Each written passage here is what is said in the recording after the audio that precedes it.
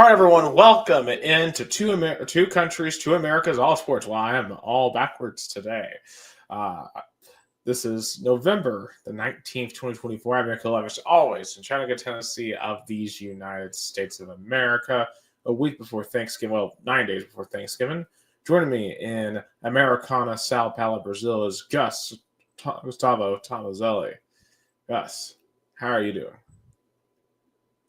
I'm doing good. I'm doing good. Uh, Tomorrow in Brazil, it's Black Conscious Day. It's a day to remember the influence in sports, culture, politics that the Black community in Brazil um, has had and still has. So it's kind of like the Juneteenth of Brazil, uh, and it's the first time it's gonna be a national holiday.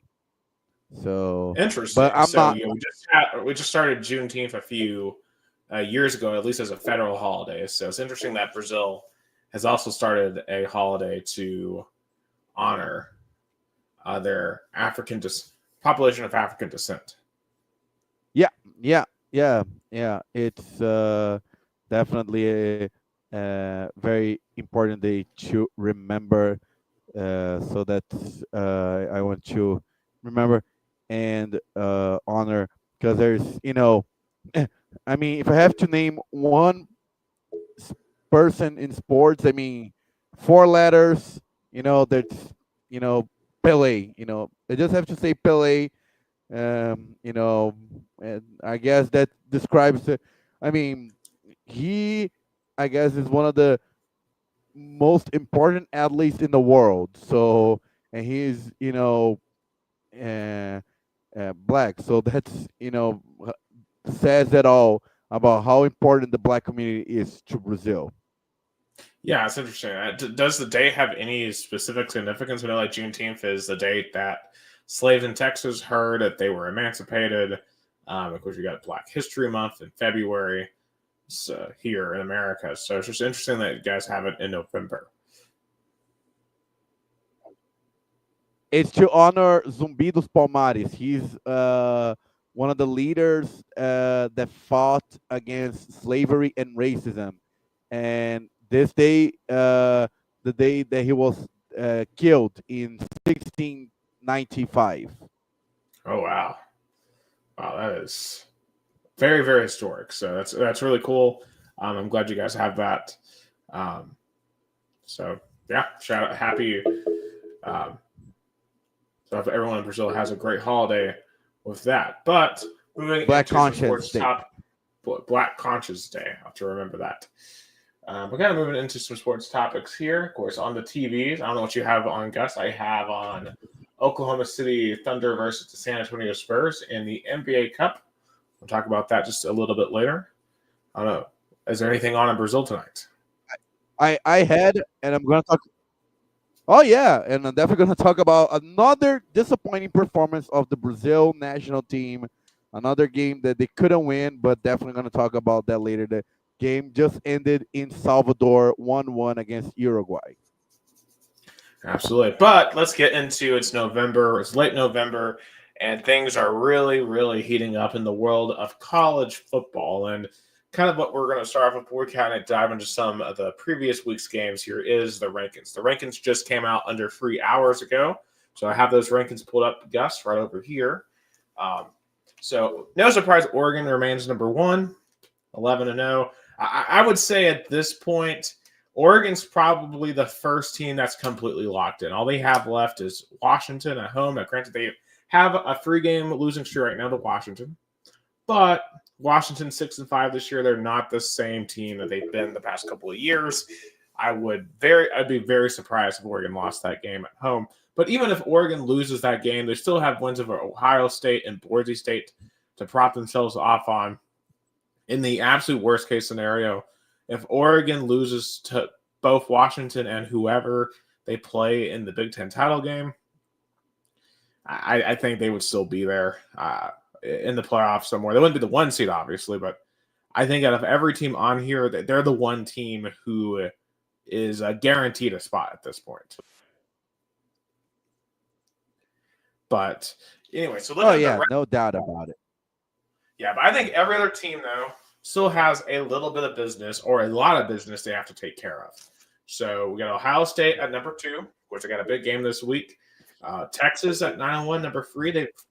They are the lone team at the top of the SEC right now. But there's a string for record conversation to be had about Texas because they beat Arkansas this past week. But if you look at those 9 wins, none of those are ranked opponents. And this week they play Kentucky, another unranked opponent, setting up that huge rivalry game next week at Kyle Field against Texas A&M. And it's just thinking about that game next week. If they lose to Texas A&M, if they're 10-2, and their losses are to A&M and Georgia, they don't go to Atlanta, and none of their 10 wins against ranked teams, then what are we supposed to do with Texas?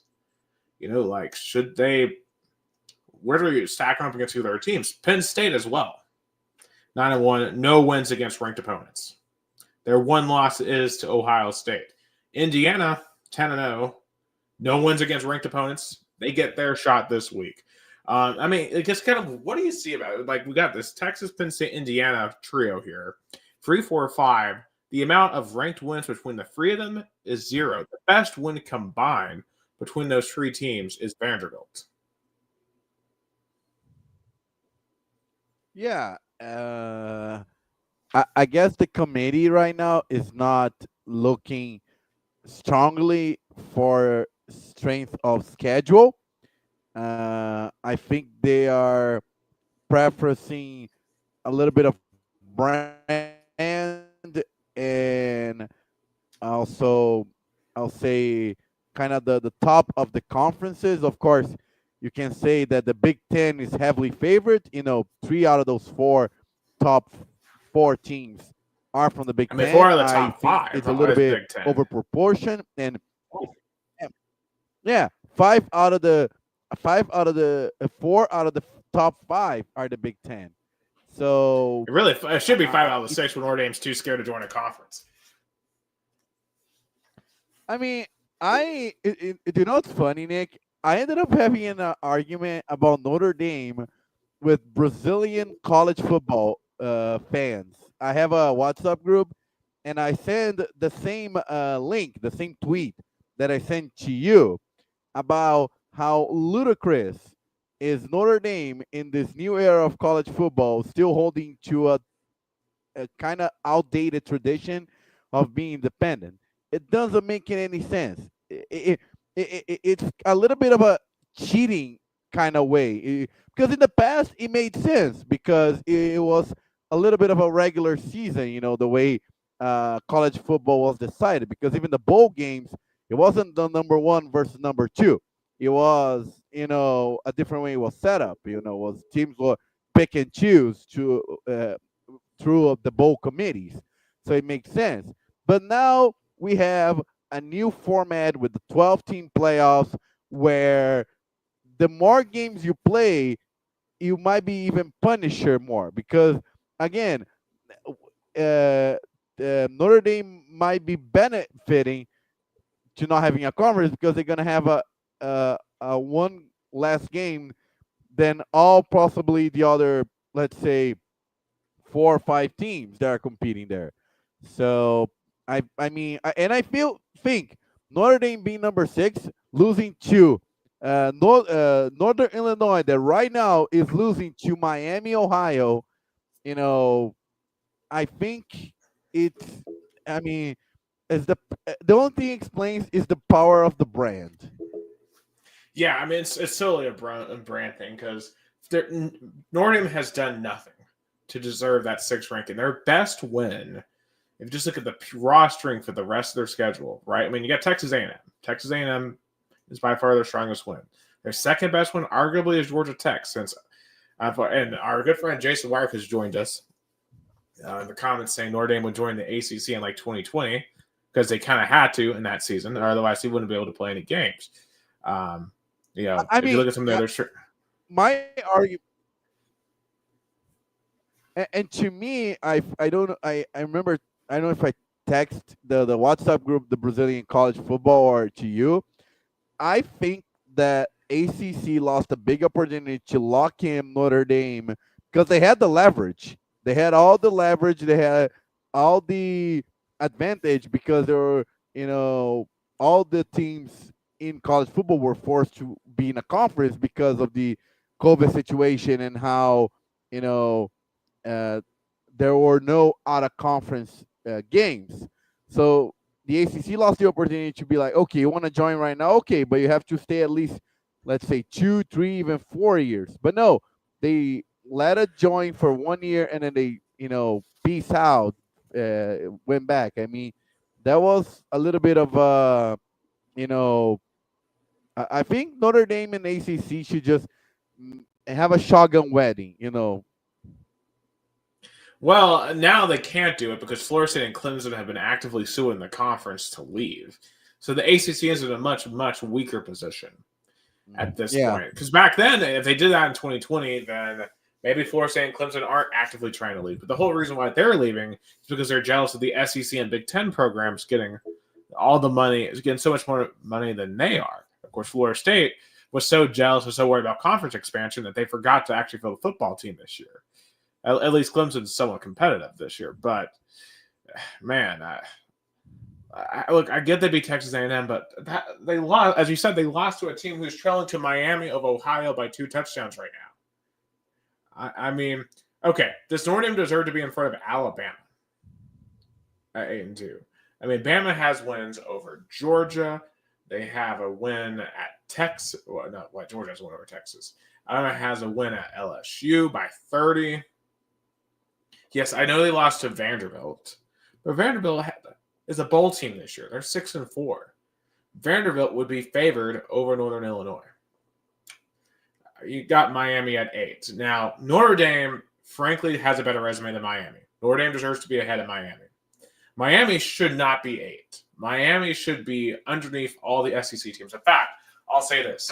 The only team up here, right? You got Oregon, Ohio State. I'm okay with Texas at the top. I think Penn State and Notre Dame and Miami should be behind these group of 4 2-loss SEC teams. In no scenario right now, in my opinion, should any of Alabama, Ole Miss, Georgia, or Tennessee be out of the playoffs. I think all 4 of those teams have played an exponentially tougher schedule than anyone in the Big Ten or Notre Dame. I think they have proven that those teams are roughly equal to each other. I mean, they've beaten up on each other, right? Like Alabama has beaten Georgia, who's beaten Tennessee, who's beaten Alabama. Ole Miss beat Georgia. Like all of these teams have beaten up on each other. None of these 4 teams have been more dominant than the other. And in terms of extracurricular losses, right? Georgia lost to Ole Miss and Bama, so they have the strongest losses. Bama, of course, lost to Vandy, who has turned out to be a pretty decent team. Ole Miss has probably the worst loss by far at home to a 4-6 Kentucky team. Tennessee lost on the road to a 5-5 Arkansas team, but I will maintain that a loss on the road to 5-5 Arkansas is still better than losing at home to 4-6 Kentucky. So, but in any case, all 4 of those teams have much better wins than anything Penn State has, anything that Miami has. Notre Dame does have to win over Texas A&M on the road, which is really, really good. But Notre Dame has an equally bad loss in Northern Illinois.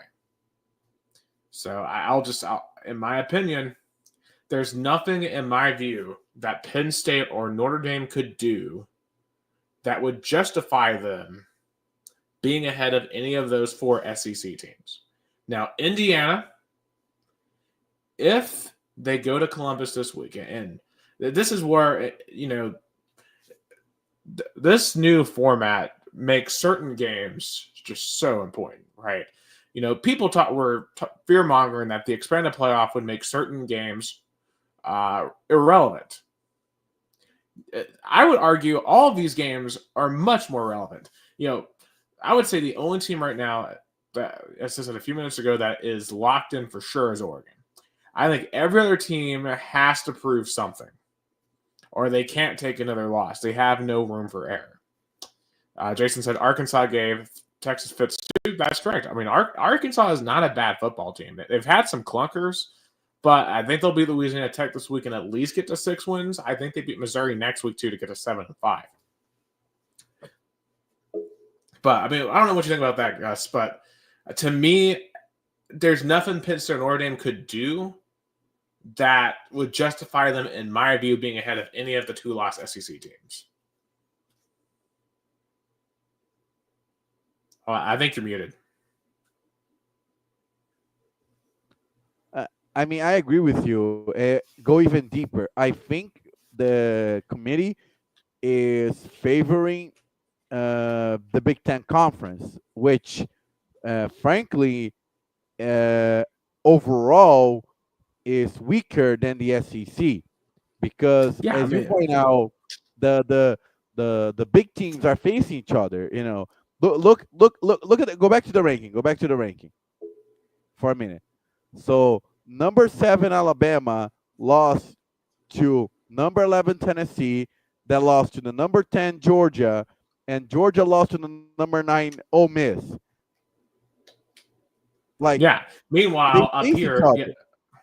yeah, Ohio State lost to Oregon. Penn State lost to Ohio State. Indiana is just now playing one of these free. And then let's go through the rest of the top 25, right? So these are the first 4 out. You have SMU, BYU, Texas A&M, and Colorado, right? Do you see any Big Ten teams there? No. Let's go down here. The rest of the top 25. How many Big Ten teams do you see here? Illinois? Yep, Illinois. So you're telling me 4 of the top 5 teams in the country are Big Ten teams, but they have one other team who's number 25? Meanwhile, how many more SEC teams do they have, right? So we got 1, 2, 3, 4, 5. We got 5 in the top 12. We've got a 6 team in Texas A&M. You have 7 with South Carolina, 8 with Missouri. Half of the SEC is in the top 25. No, and I argue even more. Like the number 25 team in the country, Illinois, you can't even dispute that maybe other SEC teams could be in that 25th position. You know. Yeah, because I mean LSU was there until they lost last week to Florida, right? Like they're 6-4 now. I mean, I'd argue for Vanderbilt's inclusion right there. Yeah, if you think about it, Vanderbilt has a better win than any Illinois win. I'd say what is Illinois? I know they beat Kansas early on in the year. I don't even know. Like, I really don't think there's really any reason for them to be at 25 at all, because they defeated Nebraska. Well, Nebraska is very good. They beat Purdue by 1 point. Wow, I'm so impressed. Yeah, and they beat Kansas by 6. I mean, granted, BYU couldn't beat Kansas. So anyway, this is what the bracket looks like right now. So, of course, with the conference seating, and I think the conference seating thing is really going to blow up this bracket format at some point. Because what's going to happen is what I just showed you, right? There's half of the SECs in the top 25. Yet only one gets a bye. And then there's only so many other spots left. And so right now you got Oregon at 1, Texas at 2, Miami at 3. And then Boise State is at number 4. Why? Because they're ahead of the highest ranked Big 12 team. Remember, Boise State is number 12 overall. BYU is number 14 overall. So there's a big misconception that the top 4 have to be the P4. But remember, guys, I've been saying this for weeks now, that I thought there would be a scenario where Boise State could jump into the top 4. And here we are. That Boise State, playing in the G5 conference, would get a bye over teams like Ohio State, Georgia, Alabama, Penn State, Ole Miss, that played significantly tougher schedules.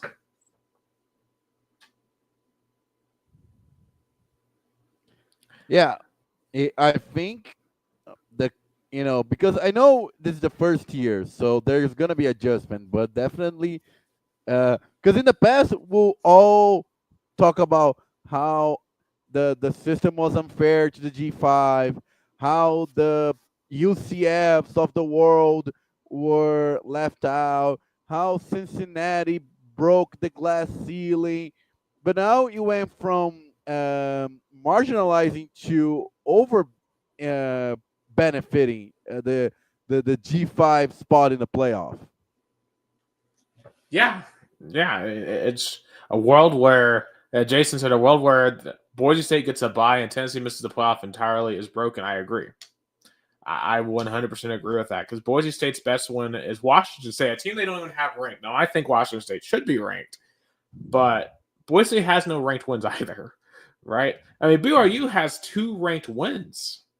Well, actually, if I go back up, is Kansas State still ranked? I don't think they are anymore. But BYU beat SMU, and SMU is right ahead of BYU. I don't get that one at all. I mean, BYU literally went to Dallas to beat SMU in week 2. But anyway, um, yeah.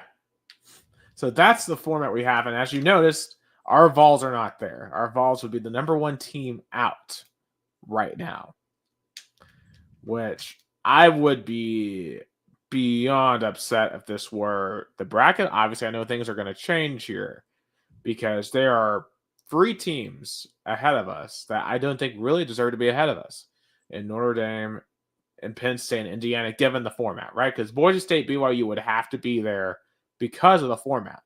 And it's just really gonna, the whole thing with conferences, right? Like, as we move through this format, how is the SEC and to a lesser extent the Big 12 going to continue to coexist with these other conferences when we all know the SEC is just a different level? Like, okay, let's pick these first round games, right? Alabama, Notre Dame. Who do we think wins? Bama. BYU, Ohio State. Ohio State. Georgia at Penn State. Georgia. Ole Miss at Indiana. Ole Miss. Okay. Alabama at Oregon. Well, Alabama versus Oregon on neutral field. No. I guess no. The quarterfinals are bowl games, right?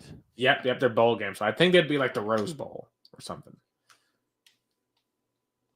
Because all the New York Six now are the quarters and semis. Quarters and semis. Yeah. So give me Oregon. All right, Ohio State, Boise State. Ohio State. Georgia, Miami. Georgia. Ole Miss versus Texas. Texas. Okay. We have Ohio State, Oregon. Ohio State. And then we have Georgia and who do you pick at Texas? Ole Miss? You picked Texas, right? All right, Georgia, Texas. Texas, revenge. Okay, so Texas, Ohio State championship. The Longhorns prevail. All right, so here's what I think, right? I have Bama over Notre Dame, Ohio State over BYU, Georgia over Penn State, Ole Miss over Indiana. I have Bama beating Oregon. I have Ohio State beating Boise State, Georgia over Miami. I have Ole Miss beating Texas.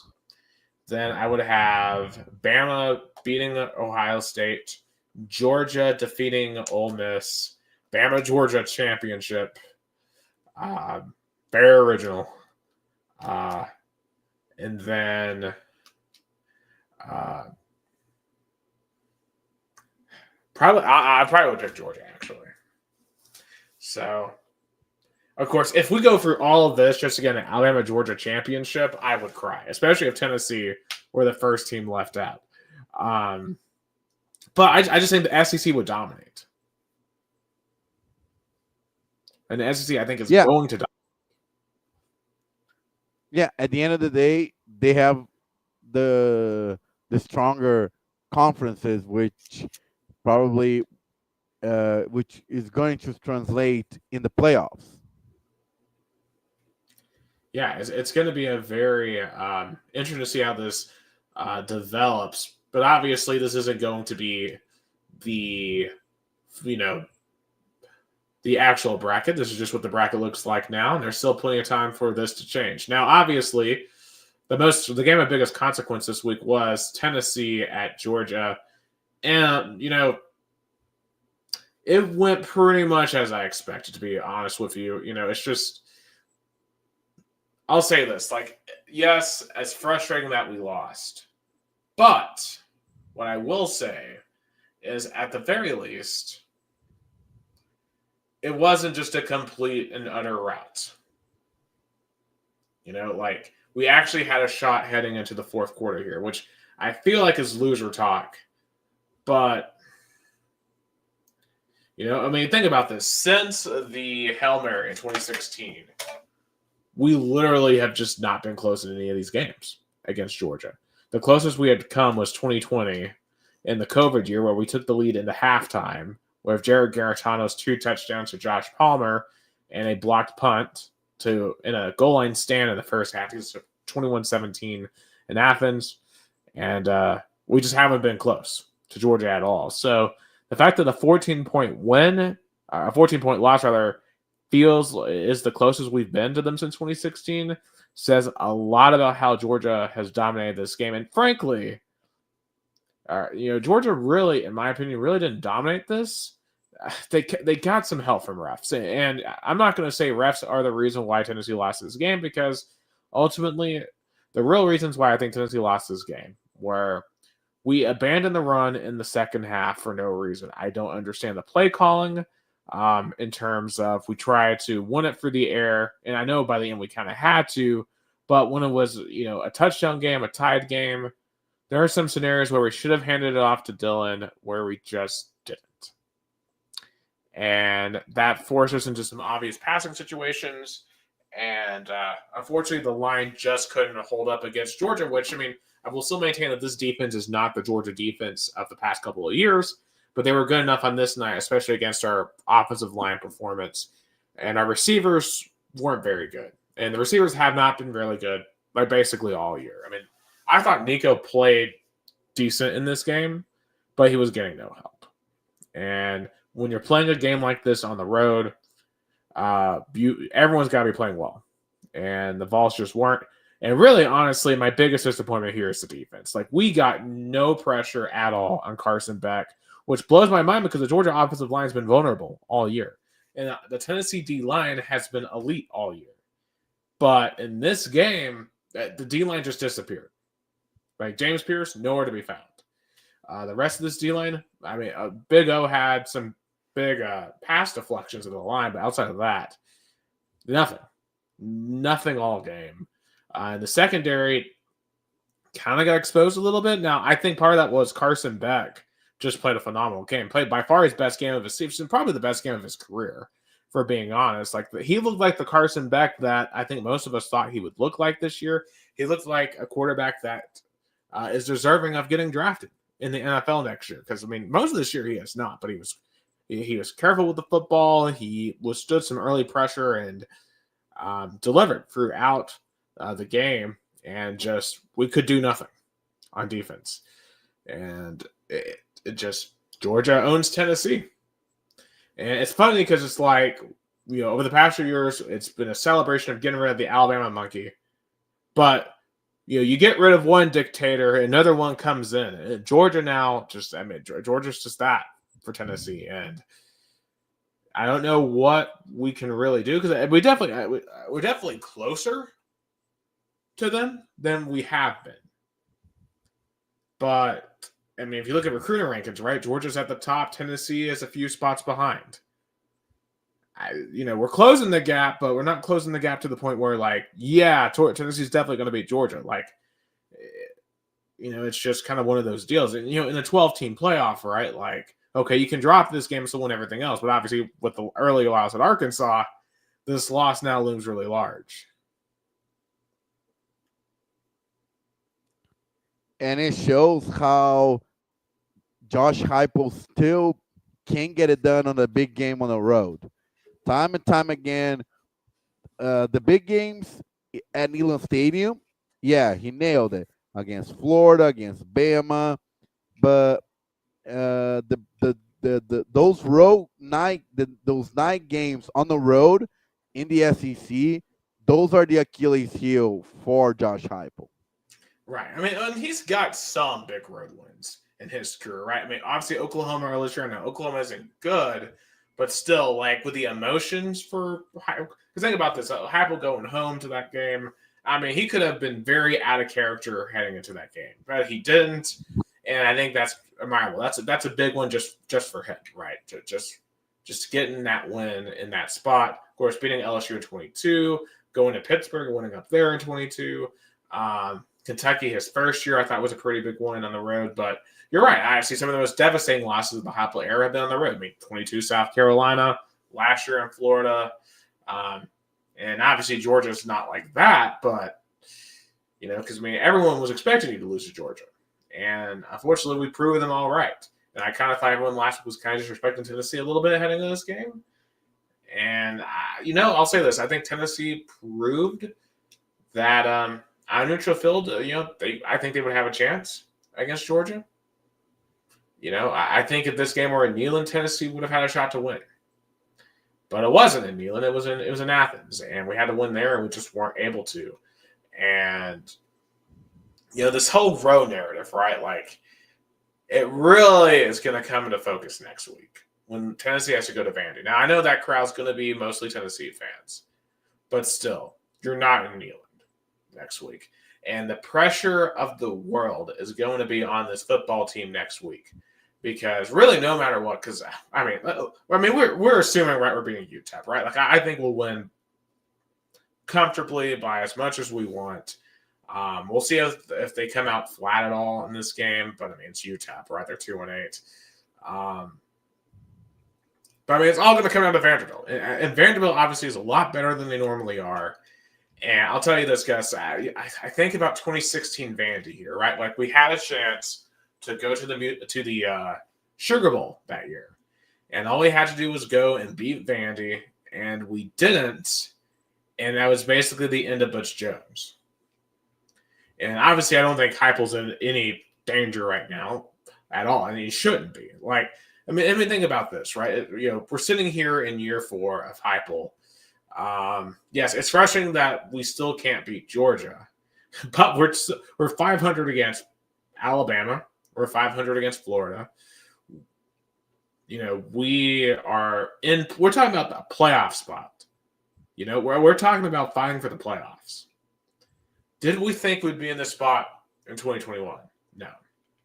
And I'm just seeing a lot of people I feel like a loser talk, like they're giving up on Tennessee's just going to be the second hand ragdoll to Georgia. Well, not too long ago, we thought the same thing about Alabama, and we've conquered them, and we've beaten them 2 out of the last 3 years. And yeah, it's frustrating. I want to beat Georgia too, just like the rest of y'all. But it was a night game in Athens. There's not many teams in the country that would have won in that environment on Saturday night. It just wouldn't. As Georgia fans, they showed up. They created a great environment for Georgia, and it was enough to get them above the top. But for Tennessee, I still think the season's on the table. Now, Tennessee, I know right now is technically the first team out, but all that means is you just need one team to drop below you in front of you. If you get that, as we have seen this season, is bananas. All right? If you take care of business, you're going to be in the playoffs. All right? So, UTEP, Vanderbilt. These are teams you should beat. Go out, take care of business, and let everything else take care of itself.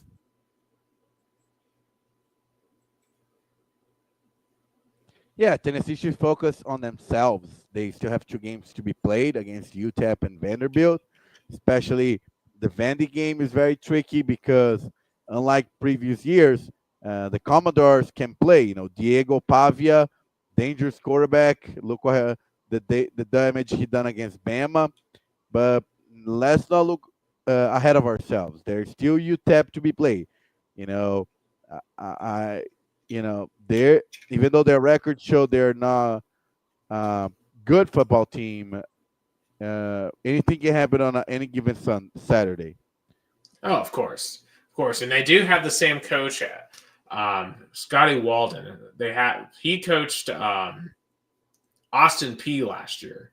Remember, Austin P was way closer to Tennessee than they had any right to be.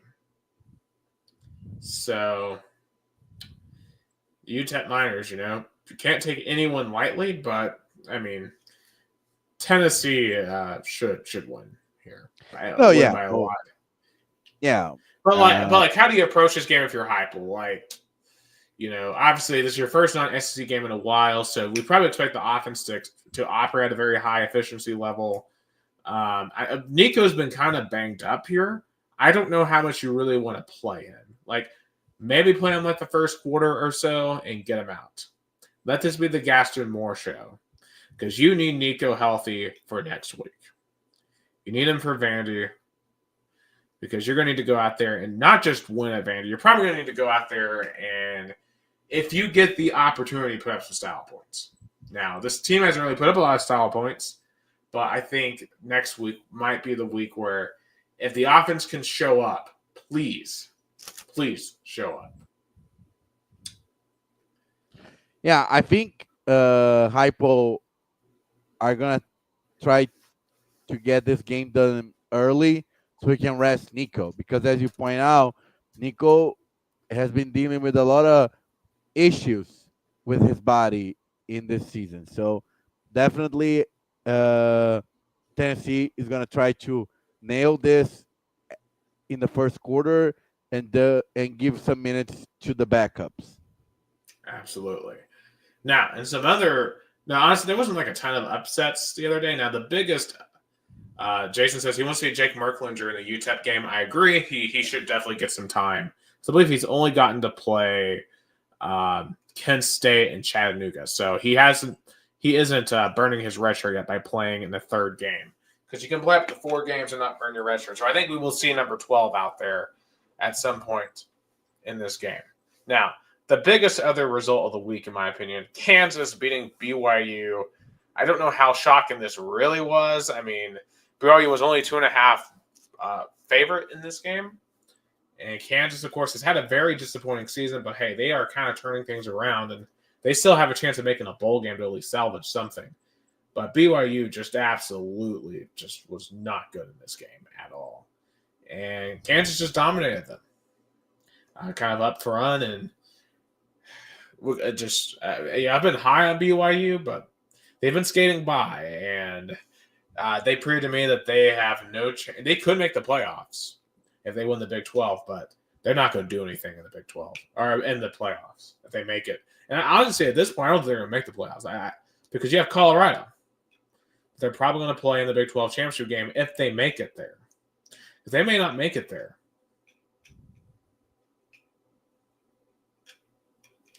And looking at, and I think this loss definitely gonna take a toll at BYU. Definitely now, I think the Cougars are going to have more than ever to win the Big 12 conference, because I know they beat 2 ranked teams, but with losing to an unranked below 500 Kansas, definitely going to take a toll. Absolutely. Now, and probably the most disastrous loss of the week outside of BYU, though, LSU.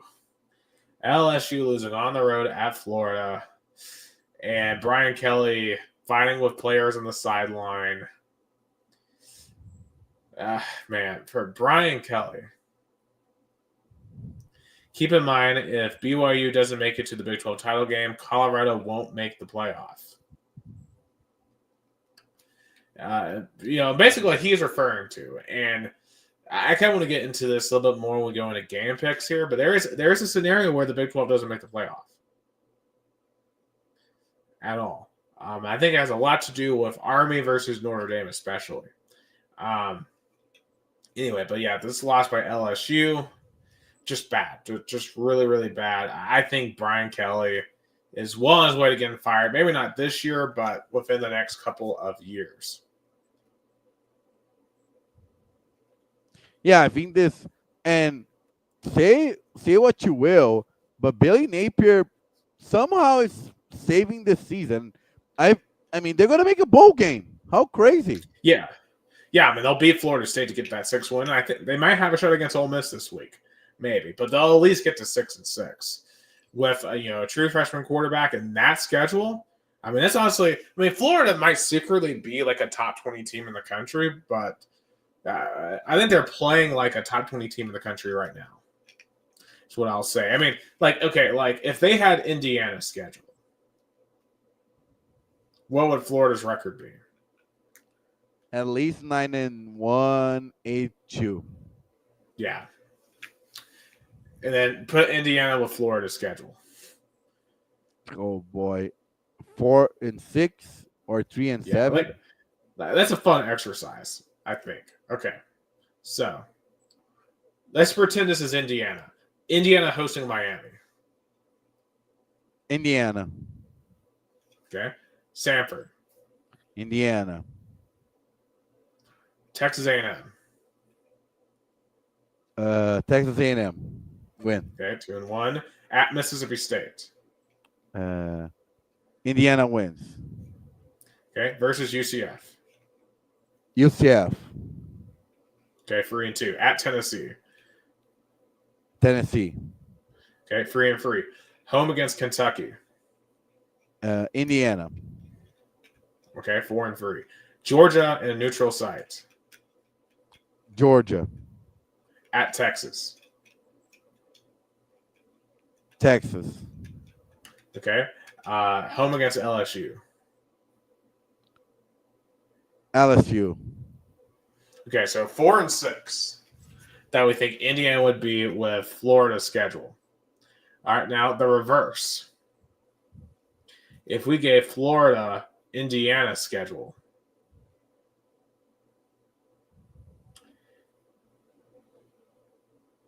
okay, Florida International, Florida.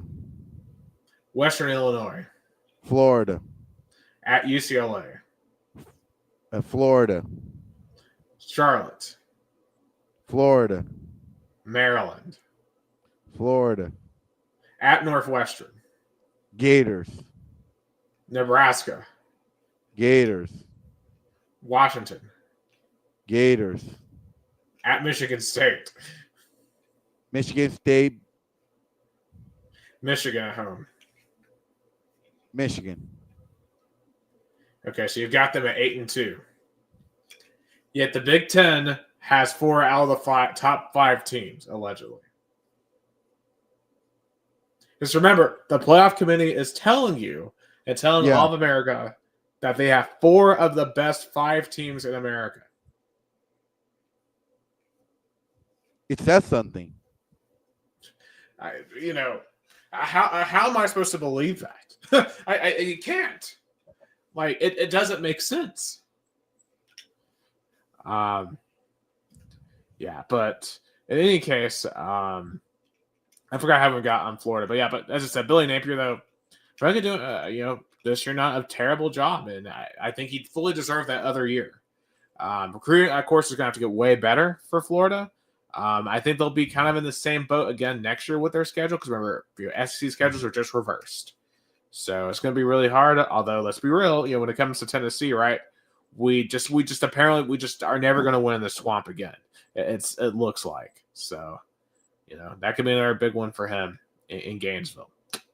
All right, but otherwise, everything else kind of went as expected. I thought. I mean, Oregon had to sweat it out. Wisconsin, not great, but it was a night game in Madison. So I'll kind of forgive them for that. A win's a win. Ohio State, probably Northwestern. Texas kind of struggled a little bit with Arkansas, but I mean, they got it done. Penn State really had to play a really hard game on the road at 1-8 Purdue. If you think Penn State is the number 4 team in the country, I can't help you like that. They haven't looked that part all year. But they beat Purdue by 39. Okay. So, of course, Notre Dame won. Alabama won against Mercer. Boise State, I think, got a pretty big win for them. I mean, Boise State at this point, as long as they win out, they're going to be in no matter what, I would say. And all they have left is at Wyoming, at home versus Oregon State. And those are two bad teams. So I don't know who they're going to probably play in the Mountain West.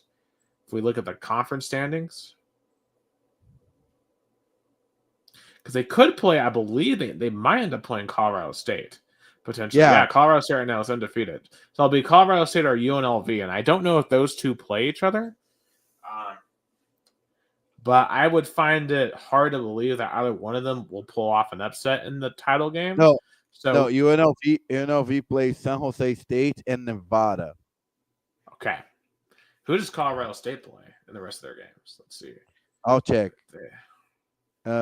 Fresno State and Utah State. Okay. So Fresno's a tricky place to play in the Mountain West. So that'll be a tough game. But otherwise, Boise will be favored against either one of those teams. Now, looking ahead to this week, let's talk about some potential upsets. Who is on upset alert for week number 13? I can't believe we're at week 13. This is crazy. It's the second to last regular season of college football. It's impressive. It's mind-blowing. I'll tell you one I like off the top. This noon game right here. I don't think it's going to happen, but I think Virginia is going to give SMU everything they can handle. Noon game on the road. And Virginia is a much better team this year. Remember last year they played Tennessee, and you could tell that program was just in not a good spot. They've improved a lot this year. Virginia, SMU could be an interesting one, especially if the pressure is going to be mounting a lot in SMU these last couple of weeks. Oh, yeah. For me, my upset alert is Rutgers going to Illinois and defeating the Illinois. Oh, I like that one. Yeah, I do like that one. All right, underrated matchup of the week that I don't have listed as one of our 5 games of the week to watch. My underrated game is interesting. Wisconsin against Nebraska. Both needed to win to make a bowl game. Yes, especially Nebraska. Poor Nebraska. They've lost 9 games in a row now with a chance of bowl eligibility. I've never seen a program this allergic to 6 wins in my life. Yeah, and for Matt Rule, it's definitely a statement to at least make a bowl game. Absolutely. Now, for me, I think Colorado, Kansas, because Colorado's just obviously they control their own destiny at this point. But Kansas is a team that's surging right now. They just beat BYU on the road. And hey, they played spoiler once last week. Could they do it again is the question. Now, in terms of spreads, in terms of the best bet of the week, I am going to say this A&M minus 2.5 is a good bet. I think A&M is not going to let the South Carolina debacle happen again because Auburn is not South Carolina. Auburn is terrible. Yeah, definitely. I don't see any problems for the Aggies. Yes. All right, let's pick our top 5 games of the week. And I'm going to start off with something kooky because we have, believe it or not, a conference championship game this week, Gus. Here in the second to last week of the regular season, it's our good friends over in the Pac-12. You thought the Pac-12 was dead? No, we have a Pac-12 conference game this week. It's Washington State at Oregon State. Wow. I mean, so many implications, but not really. I think Washington State is going to dominate. Yeah, Washington will dominate. And I'm kind of surprised they're not ranked. Like, Washington State arguably could be did Washington State lose this week, actually? They might have lost. They totally actually did lose to New Mexico. I missed that. I totally missed that completely. I will admit that. I need to change that on my TikTok actually, because I saw Washington State in like the next four out. I think and I totally missed that they lost to New Mexico, which just goes to show that Washington State probably should have never even been there. But yeah, Washington State will win that game. All right, the remainder of these games here, we have Ole Miss at Florida. Lane Kiffin. Because remember, a lot of Florida fans all year thought that he was going to be the next coach in Gainesville, but he won't be because you're going to keep Billy Napier for an extra year.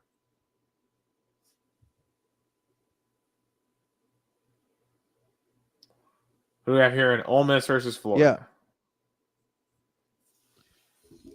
Oh, I think for now, I mean, Billy Napier kind of has less pressure on this game because they just beat LSU. So that could be a factor in this matchup. But I still believe Ole Miss is going to win. I agree. I get Ole Miss. I've got Ole Miss here. Now, Big 12 first of free ranked games this weekend. I don't think if before the season anyone would have guessed that these would have been the free ranked games this week. I mean, think about this. We're not even picking Alabama, Oklahoma this week. I mean, think about how crazy that is. What if I told you before? Yeah, Alabama, Oklahoma. Not. I mean, it's going to matter for Bama, but it's not going to matter in terms of national relevance, really. Like, just think about that. How crazy that is. BYU at Arizona State. Arizona State. I agree. Arizona State. BYU is cooked. And the Sun Devils also control their own destiny. We could have an Arizona State, Colorado Big 12 championship game. Winner goes to the playoffs. Think about how crazy that is. Army, Notre Dame, and to me, this game has so many implications. Because Army, if they win this game, would knock out Notre Dame and potentially throw themselves in the playoffs. And think about this. If Army gets into the playoffs and Boise State's already there and wins out, that means one of the ACC or Big 12 would not make the playoffs at all.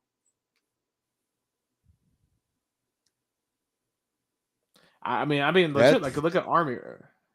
Like, if Army beats Notre Dame, they would deserve to be ahead of someone from the Big 12 or the ACC.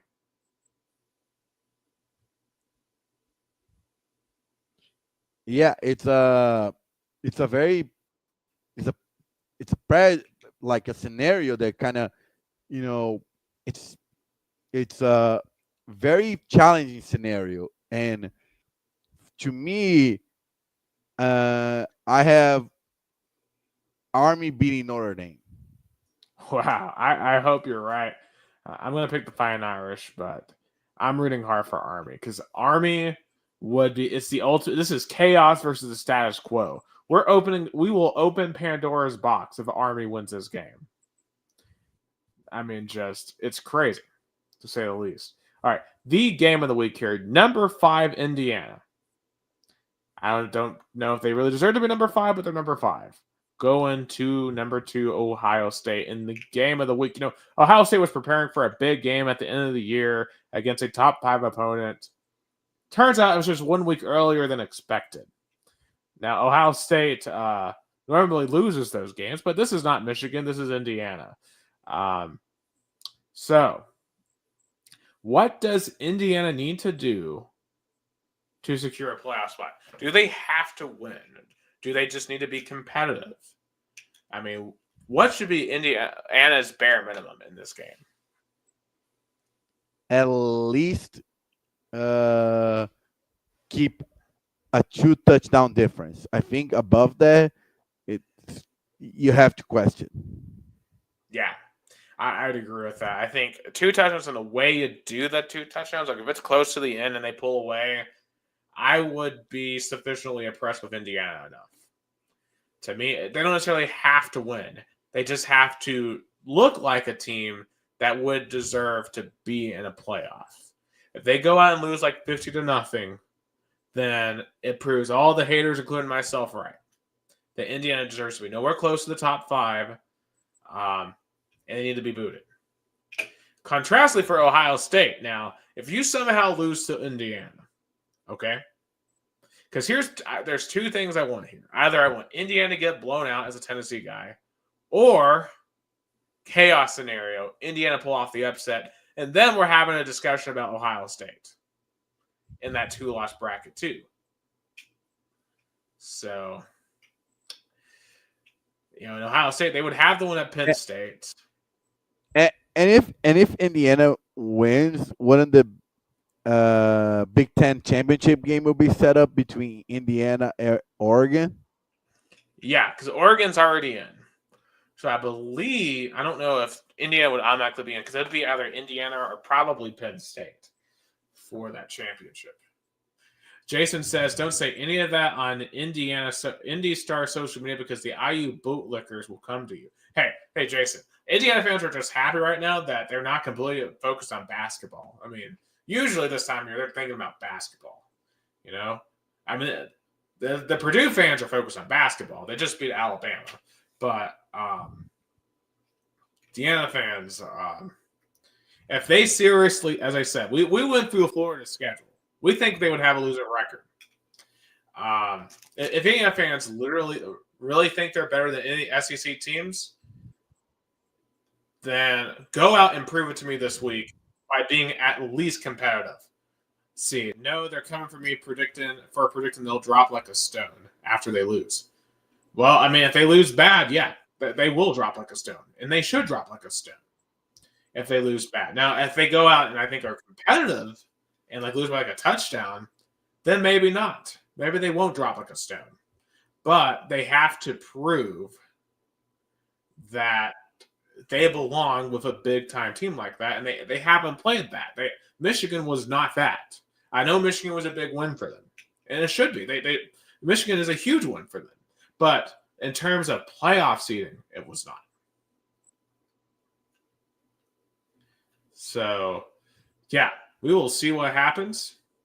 I am going to fight the good fight because, Gus, we have got to get our Vols in the playoffs. And it's going to take some politicking. It's going to take some propaganda on our end. But we're going to get the Vols in the playoffs. One way or the other. I mean, for me, Vols, win out and prove you deserve to be in. Before any politics, you have to prove on the field.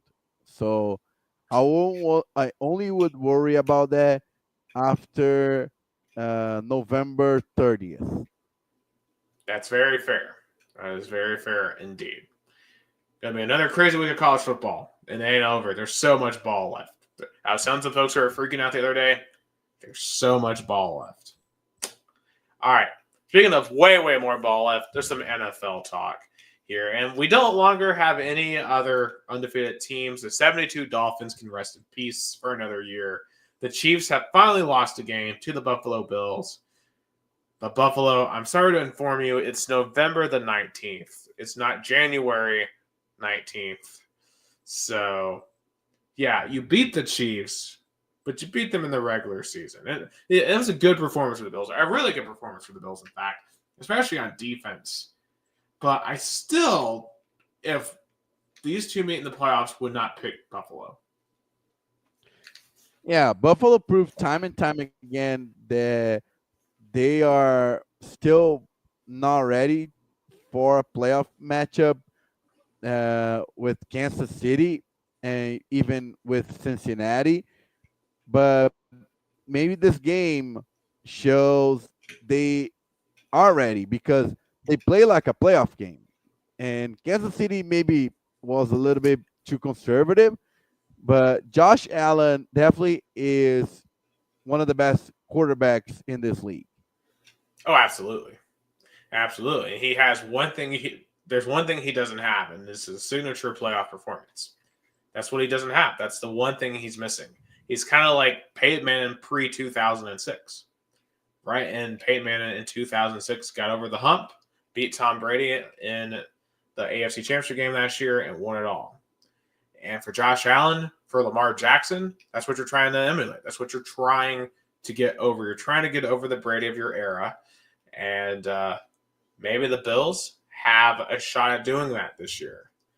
But I'm going to have to see it to believe it. Yeah, because they're going to get in. I mean, The disparity in the AFC East this year is abysmal. Like I mean, it's not even close. Right, and the Dolphins right now are playing way better now that Tua is healthy, but they just lost way too much ground when he was hurt to compete for that division championship. Jason said the 2006 AFC Championship game was one of the best. Was the best game of football I've ever seen. That's one of the earliest games I can remember, Jason. And yeah, I would agree. That game was insane. And of course, obviously, as someone who's like 8 years old, I didn't really understand the watershed moment it was for Peyton like I do now. But I can only imagine what it was like for you and other Indianapolis fans who knew the constant years of pain against New England to finally get over the hump in that season. And I mean, the Buffalo is I don't know if you agree with this, Jason. I think Buffalo's in the literally the exact same situation this year. They're like the 2006 Colts. Like they've got to vanquish the dynasty. And the similarities are so. I mean, it's mind blowing because both. I mean, and Buffalo now has a dynasty to dethrone to get to the Super Bowl, like uh, Indianapolis had against the Patriots. Yeah. So I mean, if they're gonna do it, maybe this would be the year to do it. Now, in terms of another big win, Steelers beating the Ravens at home. They take control of the AFC East, and this Steelers defense is just for real. They're just so good. I mean, they've been so good all year. And they took a Baltimore offense that was unstoppable and just stymied them completely. And it's just insane to watch. Yeah, and who would have thought Russell Wilson was going to resurrect his career in Pittsburgh? But I think I said this in another podcast episode that the year that Russell Wilson did his great defense, the Legion of Boom. So I guess he's again performing really well when the team has a good defense. Exactly. Russell Wilson's not the guy that you want to have to win every game, right? Russell Wilson's a guy you want to game manage and not lose games. And Russell Wilson's good at doing that, as we've seen his entire year. And with this defense, Russell Wilson is going to have to go out and win every game. Now, he's going to have to go out and make some plays, and he's good enough to do that. Now, on the flip side of this, for Lamar Jackson, 16 of 33 in this game. It's once again, it's the poor passing performances with Lamar, which is just time and time again, this creeps up with him, especially when we get to the playoffs. And you just really wonder, they add Derrick Henry, and that 2-point conversion at the end of that game was atrocious. Like, you have Derrick Henry. Why is he not on the field to tie the game? And the play call was horrifically bad on that 2-point conversion. And then the decision to kick it off with 1 minute left instead of onside kicking it. I don't understand John Harbaugh sometimes.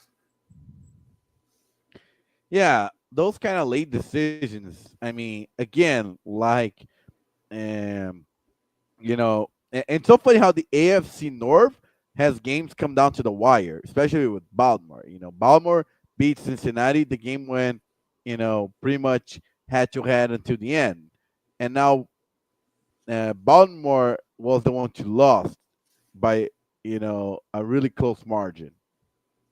Yeah. Yeah, but big one for Pittsburgh. I think another big one, too. The other Harbaugh, Jim Harbaugh, getting a big one against the Bengals. And this one is big to me because it was everything was lining up for this to be your normal Chargers loss, right? They jump out to a big lead. Cincinnati roars back. And it's like, oh, gosh, here we go. The LA Chargers are blowing another big lead. They're choking. They can't handle the pressure, and they're going to lose a close game. But no, they actually won. They won on a last-minute touchdown drive and won the game 34-27. And this was the anti-Charger performance. They had adversity, but they still won. It's a change of culture that Jen Harbaugh is instituting. It's promoting in LA, and it's making difference. And you saw how Justin Herbert looked more confident every week. And I think next year he's going to be a candidate for the MVP. I'll say that. I would agree with that. Now they need to get him better receivers, but definitely the system he's in though, and the Chargers have a really good defense as well. So once again, take some pressure off of him, and he can go and make you deliver. So Jason's asking this question: given the circumstances, which is worse?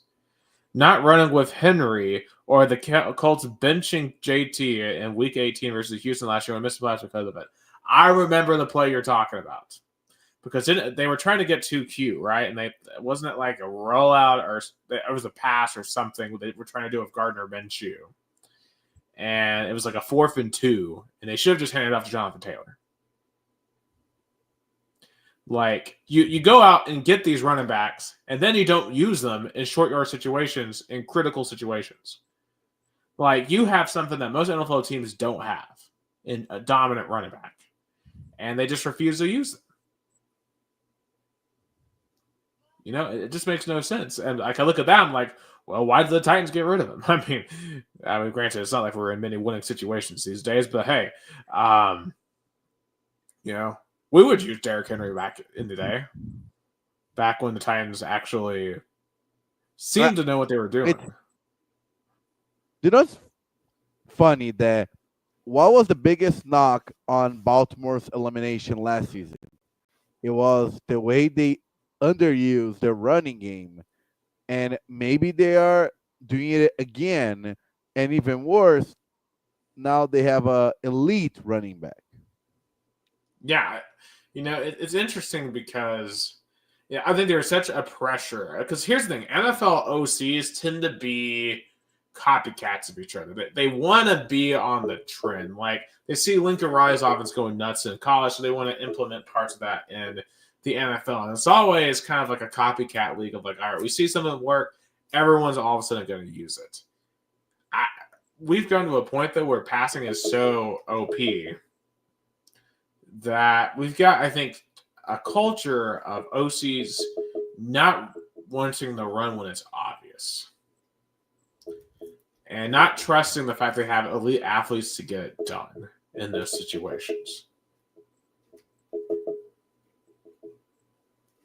And that's what we saw with Baltimore. I think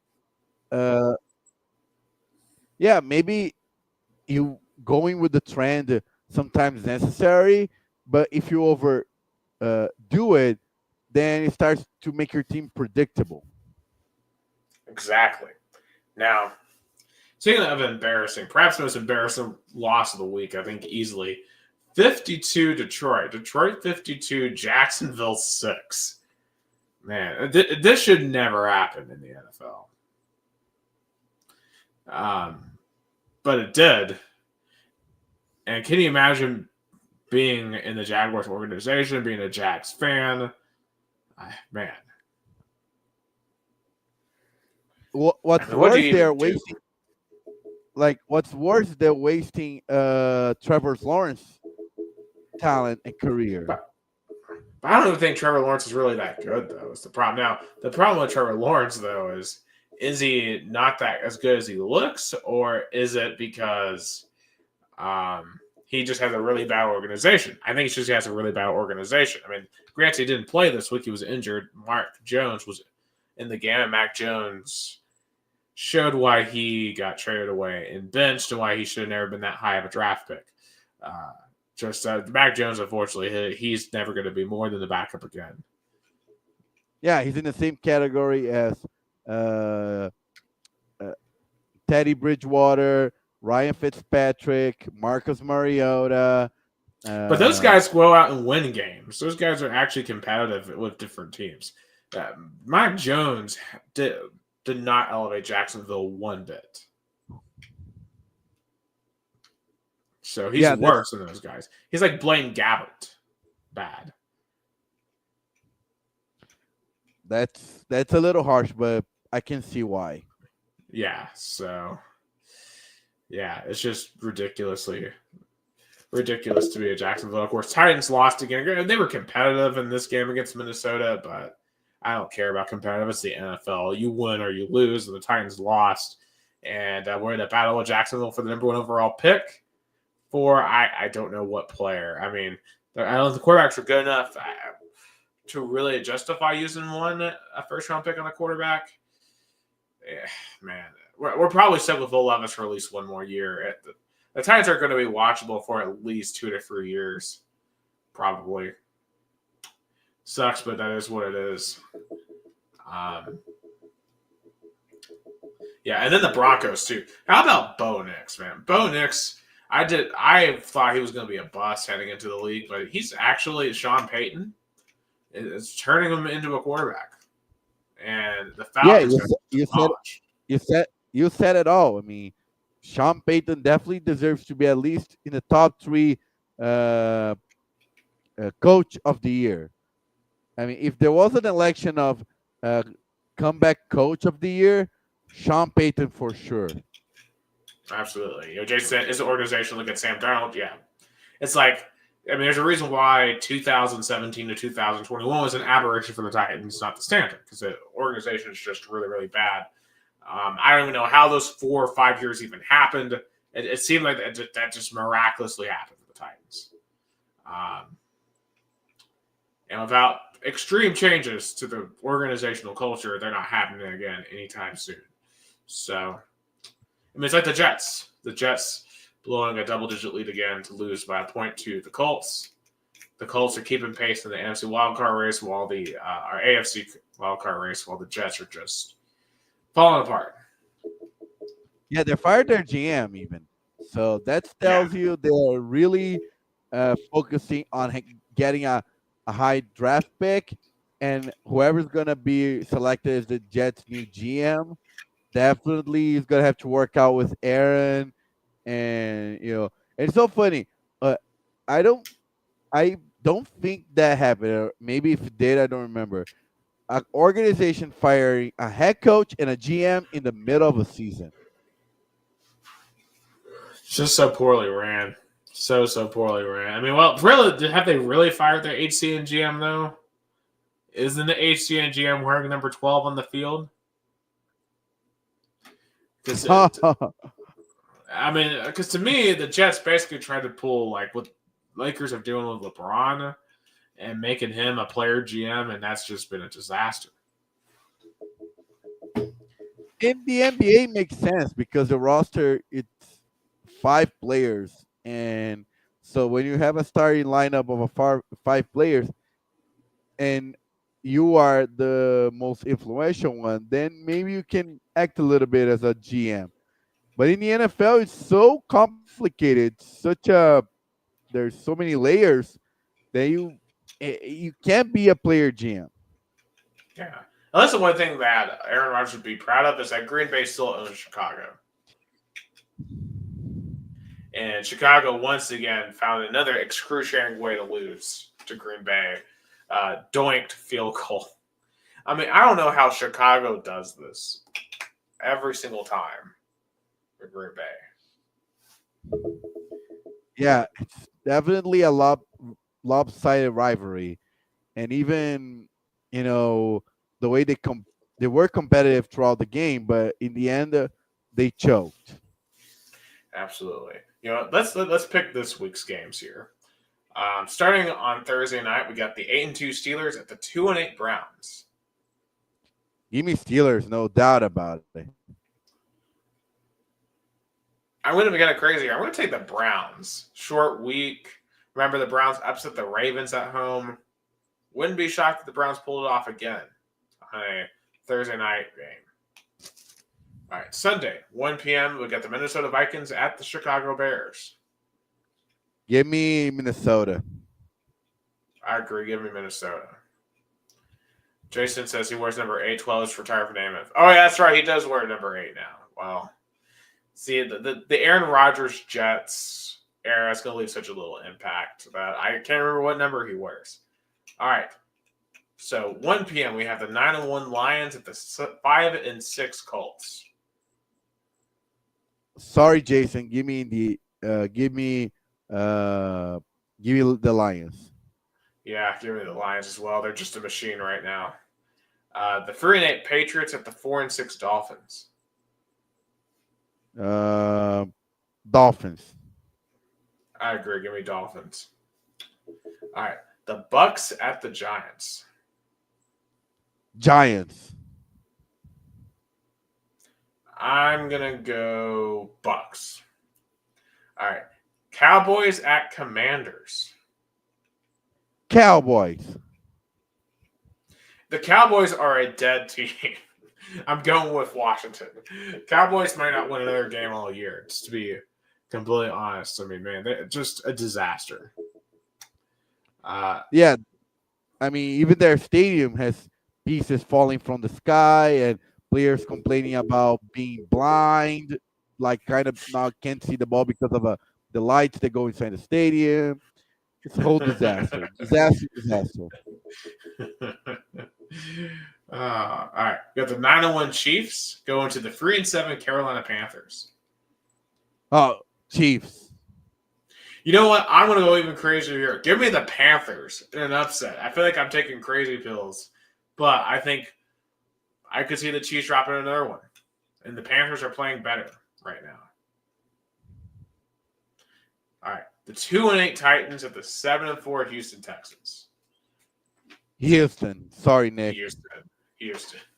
Yeah, I'm not picking Titans in literally any game. Tank is what I say. All right, 6-5 Denver at 2-8 Vegas. Denver. Yeah, Denver. Lions by 50. So Jason even agrees. He says Lions win by 50 over the Colts. Wow. Yeah, so I wouldn't say that far. It's gonna be like maybe a 3 to 4 touchdowns difference. No, I really think I think the Colts will be competitive. I think it'll be like a 10-14 point win for Detroit. Like I know the Colts are disappointing, Jason, but they're not Jaguars Titans bad. Okay, like they'll actually like show a pulse and actually make it into a little bit of a game. Yeah. I think. All right, we have the 5-5 49ers going to the 7-3 Packers. Oh, 49ers. I'm going Packers. I think the Niners are kind of spiraling a little bit. All right, an NFC West showdown. What a way they lost. Yeah, 6-4 I was Cardinals. Gonna say, like, go ahead. No, I was gonna say like what a way to lose a game 49ers at home by the to Seattle. Yeah, Geno Smith, really, really big time performance there. Speaking of Geno Smith, fighting for the division lead against the 6-4 Cardinals, 5-5 Seahawks. It's a great matchup, but I think that's kind of gonna define the NFC West. Give me the Cardinals. I'm gonna go Seahawks at home. All right, Sunday Night Football. Actually, Sunday night and Monday night will both be at SoFi Stadium. So Sunday night will be the Eagles at the Rams. Eagles. I'm going to go Eagles as well. Monday night. This is actually a great Monday night game here. 7-4 Baltimore at 7-3 Los Angeles Chargers. Chargers. I absolutely agree there. Actually, no, I'm going to take the Ravens. I'll take the Ravens to win that one. All right, so those are our NFL picks there for Week 12. All right, some other sports here. NBA real quick. The NBA Cup has started. I actually did not know this had started until I flipped on the TV, and they were playing on a weird color court. So great job at NBA on advertising that, because I didn't know it was starting. And you are a sports fan. You're the one who looks for content like that. Imagine the average, NBA viewer that, or the average sports fan viewer in America, how they are very not aware of this cup. Exactly. Like here's the thing in America. Like at this time of year, it's football, football, football, and like I get the NBA is trying to get the early part of the season to matter more, but like I don't think anyone cares. Like I barely anyone remembers the NBA Cup from last year. Like I know the Lakers beat the Pacers in the final, but like Yeah. I don't I remember I anything that mean, happened in that tournament. yeah. I mean, the NBA just should the NBA should accept the fact that they're not a November league. They should start at Christmas and maybe end by the end of March their regular season. Yeah, I absolutely agree because no one's going to pay attention this time of year. Now, I think the thing that's most interesting, and I'm not going to pick the NBA Cup because I don't know. I don't know who's going to win. I don't know really what the incentives are for the teams. So I don't really know who's going to win it. But I think what is interesting is Inside the NBA is moving to ESPN ABC next season because TNT is no longer going to be broadcasting games. But they are keeping together that crew for ESPN now, which I think is a great move.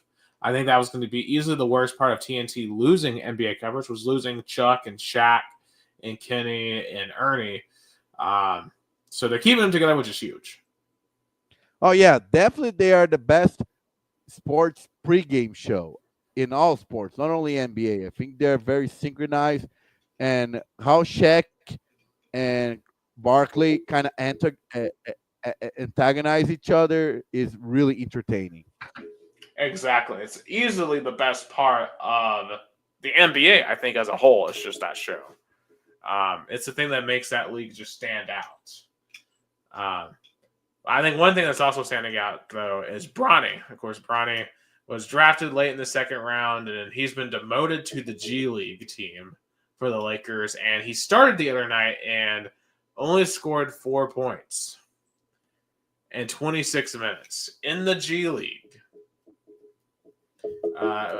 Bronny is not going to make it very long as a professional basketball player. I mean, maybe we gotta be what if because he had the um, incident that he passed out and had a heart issue.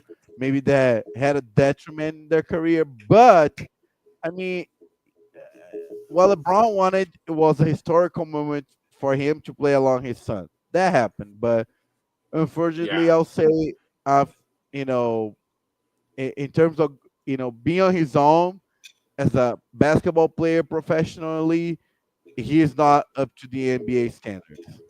exactly. Like Bronny was never going to. If Bronny had any different last name, he never would have sniffed the NBA. It's just connections, who you know. So you Yeah. know, I'm glad he got that experience playing with his father. Though that is really cool, but he's not going to make it very long in this league. Now, I'll tell you someone who is going to make it very long in this league. Our boy Dalton Connect. He is absolutely killing it out there. I mean, Even even LeBron James uh, give him some compliments and praise him. yeah, after the Memphis game, the last Wednesday where he put up 19, and he's just been on fire. Like he had 27 the other night in New Orleans.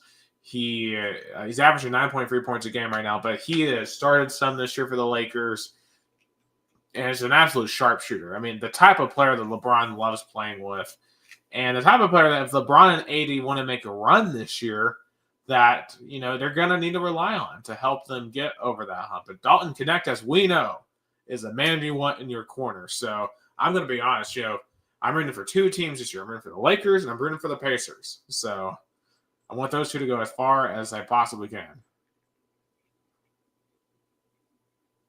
Yeah, I think. Yeah, definitely. It's Dalton Connect. It's really connecting to the Lakers, and he made history in the Vols, and definitely he's a guy that all Vols fans root for. Absolutely. And speaking of the basketballs, of course, they remain undefeated. They're 4-0. They beat up on Montana and Austin P in the past week. So, I mean, smaller games. But it is worth noting that in those two games, Tennessee scored 92 and 103 Right now, they have the number one offense by efficiency in the country. Granted, it was Montana and Austin Peay. So let's not get too carried away of ourselves. But the efficiency right now is very impressive. And we're going to see if it can translate this week because the Vols actually have some big games later this week in the Bahamas. They play Virginia on Thursday night. Now, Virginia is in a weird situation because what's his name? Bennett. Well, I know Tony Bennett. He retired right before the beginning of the season, so Virginia's in a transition right now. And of course, they're a heavily defensive program normally. And then, depending on the result of that game, they'll play either Baylor or St. John's. Both top 25 teams. Of course, Baylor, national champion a couple years ago. Really, really good basketball program. And Rick Pitino has revived St. John's, and I expect them to make their first tournament this year in several years. So, some big opportunities. I think especially the Friday game is going to be huge. Because if you look at the Fall's non-con schedule, there's really no other ranked teams on it. So when they play their ranked team on Friday, they really need to win that. Because otherwise, your only other ranked opportunities, and granted, you're going to have several, are going to come in SEC play. Because this isn't the hardest non-con schedule that Rick Barnes has scheduled by far. Yeah, I think this tournament in the Bahamas definitely is going to show a little bit of what this team can achieve in March. Because as you point out, St. John's, Baylor, Virginia, they are, not a concrete teams, but they are going to be the ones fighting to get in really bad. Absolutely, man. And all those teams have potentials to make it into the second round, especially Baylor and St. John's. So it'll be a very good experience for Tennessee. That's a 9:30 tip on Friday night, so a late one at Baha Mar. I don't know when the Friday night games would be. Kind of early to have a preseason tournament. Also, last but not least, actually probably least, is the MLS Cup. Is still ongoing. Of course, Inter Miami, they just lost their coach today, actually. He has resigned for, quote, personal reasons. So we're still awaiting LAFC Seattle, LA versus Minnesota. On the other side, Orlando, Atlanta versus NYC, and Red Bull New York. So we've had no new games in the past week. But who do we think are going to the conference finals? I think it's going to be New York FC Orlando and the LA Derby. I think that's Yeah, I would agree with that. And the reason... Go ahead. No, go ahead. What you're about to say.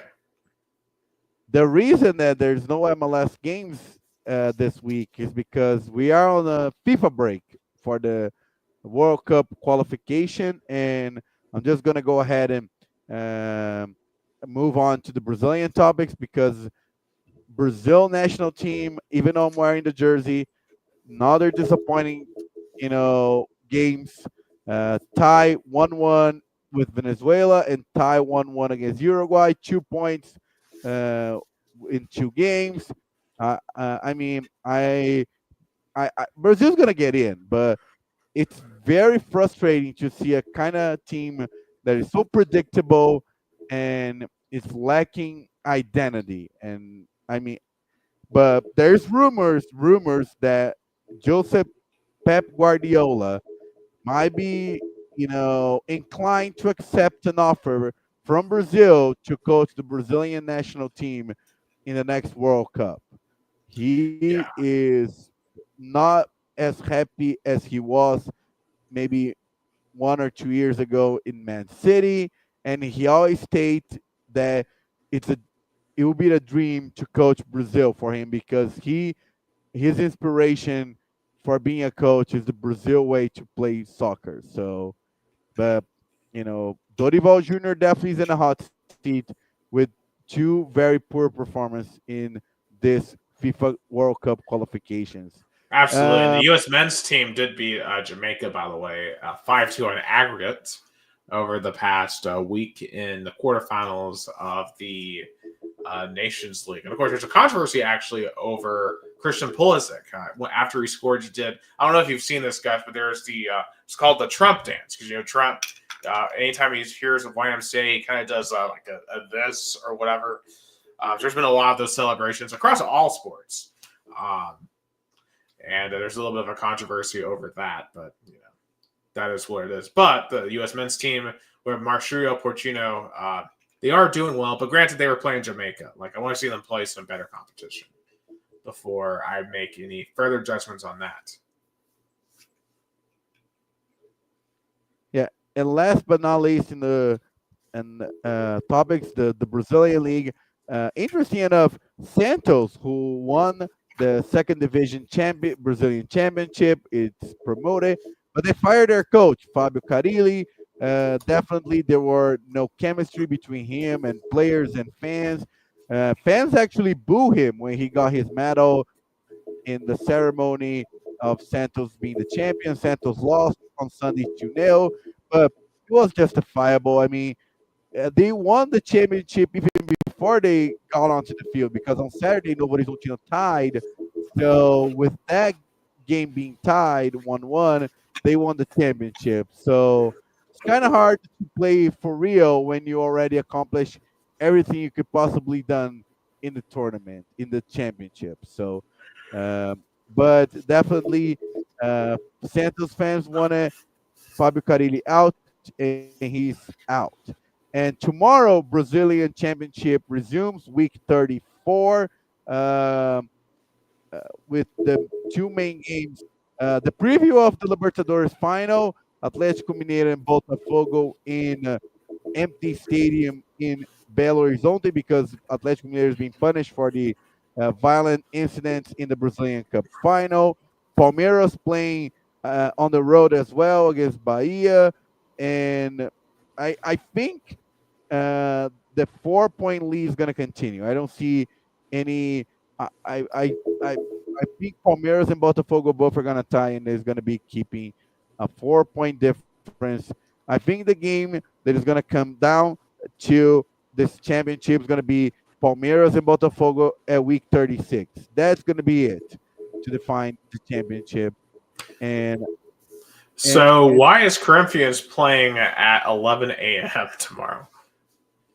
Two reasons. One is because it's a holiday, as we already told. So, since it's a holiday, the Brazilian conference kind of flex out. But also, Cruzeiro, there's a weird rule that Cruzeiro has to be in Asunción, Paraguay, before Tuesday, 11:59 p.m. because they're gonna play the Sudamericana final.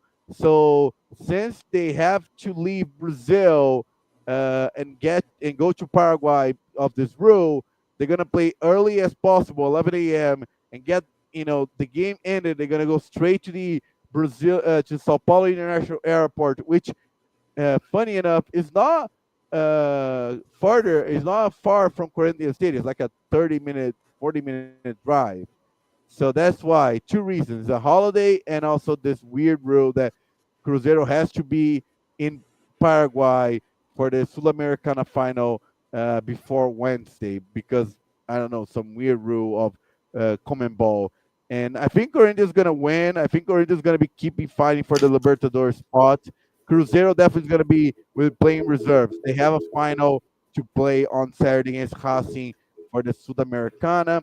I think the best matchup actually is Bragantino and São Paulo because São Paulo is still trying to get the straight to the Libertadores, not going to the playoffs, the early playoffs. And Bragantino, do or die game. They have to win to at least be fight for avoid relegation. If they lose, I think they are almost in one foot and two fingers into the relegation. I think but I mean it's going to be interesting. Week 34 of Brazilian Championship. Absolutely. For sure. As you said, that for that relegation final. I mean, like Grêmio, for example, is in the Copa Americana group stage right now, but literally 2 points behind him is the relegation. which is Yeah, insane. yeah. So I think from Grêmio to Bragantino, 3 point difference. You have 7 teams fighting to avoid 2 spots. So it's going to be definitely a big fight to avoid relegation. Absolutely. It's kind of like a reverse college football playoff. Yeah, yeah. All right. But I think that is all the time that we have tonight for Two Countries, Two Americas, All Sports. Bringing it full circle here because this is what we do. College football, Brazilian soccer, we're passionate about it. It's all the same. And it brings us together because the We're the worldwide, mix. because it's the Americas. These are our sports. This is what we love to do. Episode 155, November 19th, 2024. Y'all have a good one.